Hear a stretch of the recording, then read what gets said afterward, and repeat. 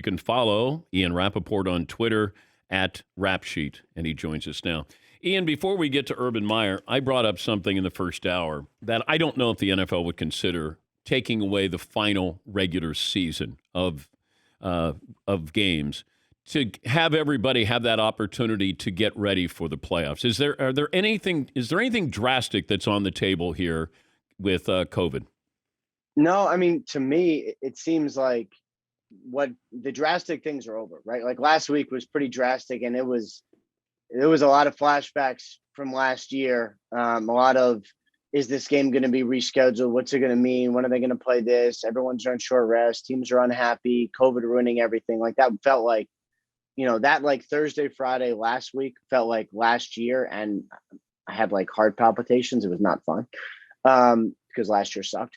But based on the way the NFL has adjusted the COVID-19 protocols, based on the threshold now where it's easier for guys to test out, based on the testing being more symptom-based rather than just testing every fully vaccinated asymptomatic person, it seems like these will probably be the only postponements we'll have. So I think the NFL is probably in a pretty decent spot.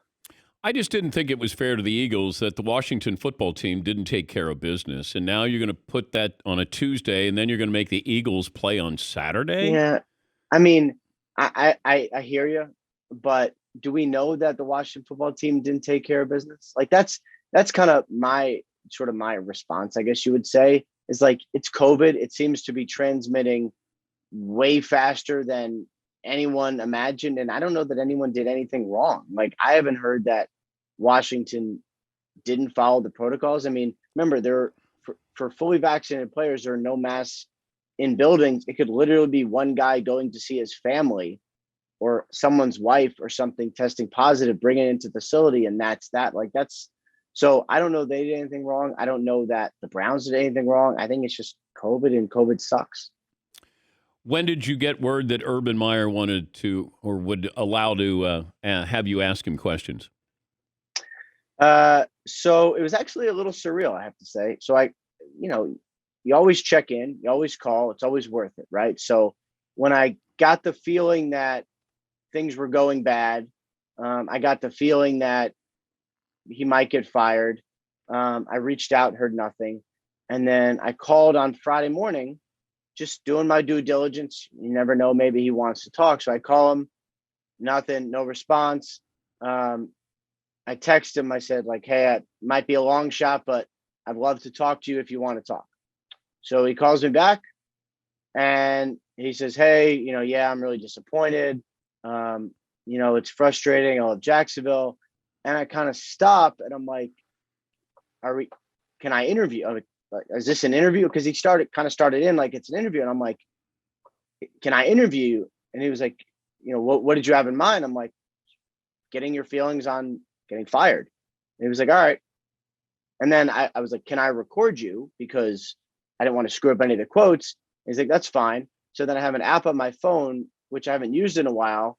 So I had to download it again while I'm on the phone with him while he's awkwardly waiting. And I'm like, I'm really sorry. He's like, it's okay. I'm walking on the beach. I'm like, all right, that's nice. So then we talked for 25 minutes. I asked everything I wanted to ask. He commented on almost everything except the legal situation with his contract. And then that was it. But it was, I cannot honestly say I was expecting him to call me back, but here we were. Why was he fired? He actually summed that up really well for me. So we're kind of going through things, we're talking, and he was like, look, there's always a reason someone answers the phone or someone calls back, right? I'm not, holding him down and forcing him to talk to me. There's clearly something he wanted to say. So at some point he said, look, here's the main point. We tried really hard and we failed. And I was like, yeah, that is what it is. Because there are plenty of coaches who treat people not great. There are coaches who yell at players. There are coaches who are very hard on their assistants, right? And that's kind of a technique where you're really hard on your assistants so you don't have to be hard on your players, right?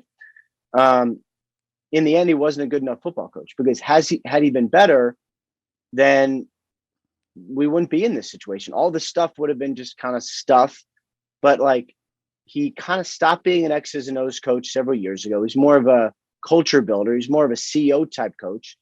I don't think in the end his assistant coaches didn't do a good enough job. He didn't do a good enough job, and then he got fired. But when you get fired for cause, is the cause you're a bad coach? No.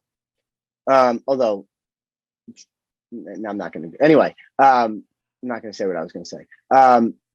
No, he got fired for cause because of several specific incidents. There was the incident with Josh Lambo, which he has denied. There's the incident with a woman who was not his wife at a bar in Columbus, which you can't deny was on video. And then, there were the other reports and all that. But firing for cause is a legal move, I guess you would say. I don't know. That's not really the right word, but to not pay him. So I would imagine they will go into negotiations now to come up with some sort of settlement where he will leave with a certain amount of money that will probably be less than he was originally scheduled to get paid. But if you're wondering about the timing, which I think everyone was wondering about, to me, the best way I could sum it up was they knew they were going to fire him. It was obvious he was gone at the end of the season. So if you're going to do that, just fire him now and then the stories stop. Yeah, but with Lambo, that's in August. Is, whatever you want to call it in a bar in Columbus, like are those fireable offenses? And if it was that bad in August, why not fire him then? If this team has 6 wins, Ian, okay, is he fired? Probably not. Because let's say they had 6 wins, that would be an improvement. And let's say you had some moments from Trevor Lawrence where like he looks like he's kind of getting and being the guy you want him to be, probably not fired. To me, this is like they did not think he was a good enough football coach. He didn't win enough games.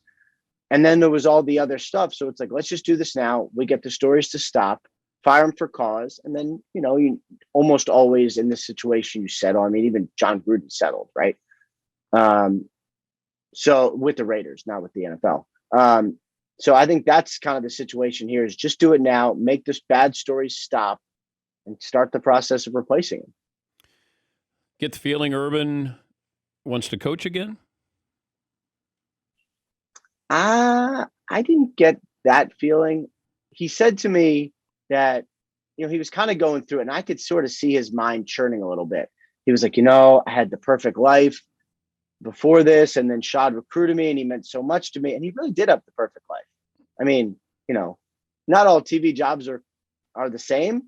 Some of us have to work every day, as you know, but he didn't. He only worked on Saturdays and he was on Fox. And so like, would I be surprised if he was back on Fox talking about college football? Like, I wouldn't be surprised. What is going to be interesting is, there were a lot of great college football jobs filled this year, but like, let's say next year, one of those really good jobs comes open. I don't know if he's going to be tempted because I didn't think he thought he was going to be tempted by the Jaguars, but he was. Yeah. I don't know. And I talked to somebody at Fox over the weekend and they're like, hey, we would welcome him back. I heard that too. Yeah. I'm just curious if, it's hard to go out this way. It's like a player doesn't want to go out, losing. Does he want to go out with his reputation or legacy with this attached to it? And that's what I always wonder if he's not old. What is he, 57? He's just been a great coach for so long, so it's like, I'm a Mets fan. They hired Buck Showalter and I'm like, wow, he must be like 80, but he's not. Yeah. He just has done it. He was an older looking coach for the Yankees and he was like 35.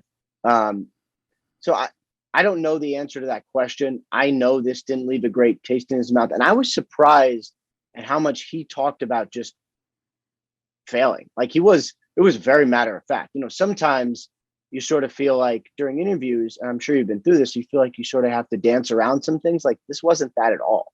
He was real upfront with getting fired and not doing a good enough job, Yeah, I wondered about that, but what can you say and how usually you're going to know early on in an interview and you're like, oh, okay, we can go there, or I feel like I got the green light here a little bit, and maybe he just wanted to explain and get it off. He wanted people to hear his side, and I wonder about the Josh Lambo story though, Ian, because I don't know if that's one of those where you kick him, but you're not really, you're just hey, come on, go out there and make some damn kicks or whatever. I don't. Did he explain his side of that? Did he kick the kicker? He denied it. The more I delve into the situation, and I think what he denied was the specific way that Josh Lambo illustrated it in the Tampa newspaper, Tampa Bay Times, right? In the Tampa Bay Times. I have no doubt that he came over and called him something, especially because I think at that point, and this is like, I still honestly think he's trying to learn who everybody was. So, like, did he have a nickname for the kicker? Like, probably. That's just the way he's always been. So, like, did he come over, tap him on the butt with his shoe and say, like, come on, whatever, like, make some kicks? Probably did. Probably trying to build a little rapport. Clearly it did not work. Clearly Lambo was, was not feeling it, and I think maybe not everybody likes to be called names like that. But I'm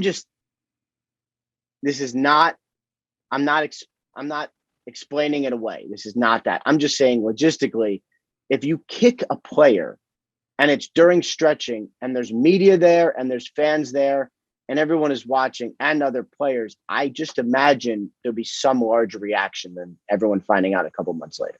Talking to Ian Rapoport and a national insider for the NFL Network. Any further updates on Deshaun Watson?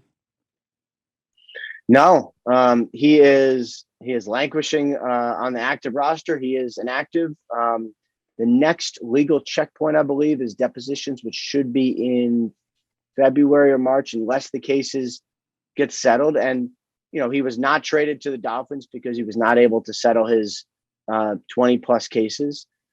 In the offseason, I would imagine he gets traded. I don't know the timing of it, but there's going to be more.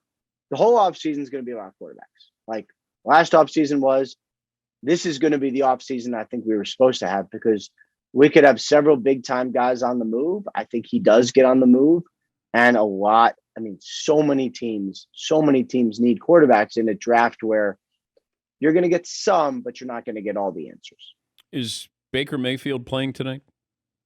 He is not. No. I think Baker Mayfield thought he was going to play. He posted on the old Instagram that he thought he was going to play. A couple minutes ago, I think actually right before we started, they announced their final transactions before the game. John Johnson, the safety, comes off the list, so he's playing. But Baker, no. Case Keenum, no. So a lot of Nick Mullins, who the last time we saw him on a national stage was balling out. We'll see if he can resurrect his career today. Look at you selling it. Hey, it is exclusive on NFL Network. Now, is that the reason I'm selling Nick Mullins? No, it's like a coincidence. I'm just saying it's going to be a great game. Yeah, of course it is. And it's exclusively on the NFL Network at 5 Eastern. Tune in. Great job, Ian. Thank you. Appreciate your time. All right. Thanks, Dan. Thanks for having me. That's Ian Rapoport, national insider for the NFL Network and NFL.com.